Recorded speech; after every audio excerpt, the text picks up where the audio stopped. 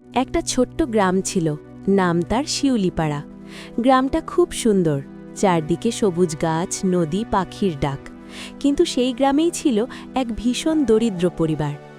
পরিবারটাতে ছিল বাবা রহিম, মা আমেনা আর তাদের একমাত্র সন্তান একটা ছোট্ট ছেলে, নাম রিফাত। রিফাতের বয়স তখন মাত্র 6 বছর। রহিম দিনমজুর, কাজ পেলে ভাত জোটে, কাজ না পেলে চুলাও জ্বলে না। আমেনা পাশের বাড়িতে ঝিয়ের কাজ করত, কিন্তু শরীর ভালো থাকত না। আর রিফাত, ওর সবচেয়ে বড় কষ্ট ছিল ক্ষুধা। প্রায়ই রাতে ও কাঁদত, মায়ের শাড়ির আঁচল ধরে বলতো, আম্মু আজও কি ভাত নাই? আমেনা চোখের জল লুকিয়ে বলতো, না রে বাবা, কাল হবে ইনশাআল্লাহ। কিন্তু রিফাত বুঝত এই কালটা খুব দূরের। একদিন দুপুরে রোদ খুব তীব্র ছিল, ঘরে এক ফোঁটা চালও নেই। রিফাত ক্ষুধায় কাঁপছিল। সে মাটিতে বসে হঠাৎ জোরে জোরে কাঁদতে লাগল, আমার খুব খিদে লাগছে, আমি আর পারছি না। ওর কান্না শুনে পাশের বাড়ির এক বৃদ্ধা ফাতেমা দাদি ছুটে এলেন। দরজার ফাঁক দিয়ে রিফাতকে দেখে উনি থমকে গেলেন। এই ছোট্ট ছেলেটার চোখে ছিল ক্ষুধা আর অসহায়ত্ব। ফাতেমা দাদি নিজের জন্য রাখা একটু ভাত আর ডাল নিয়ে এলেন।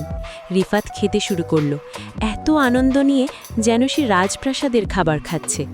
খেতে খেতেও হেসে বলল, দাদি, ভাত কত মিষ্টি। এই কথায় দাদির চোখ ভিজে গেল।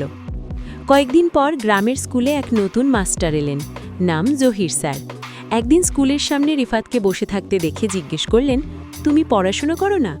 রিফাত মাথা নিচু করে বলল, খিদে লাগলে পড়া মাথায় ঢোকে না স্যার। এই কথা জহির স্যারের বুক কাঁপিয়ে দিল।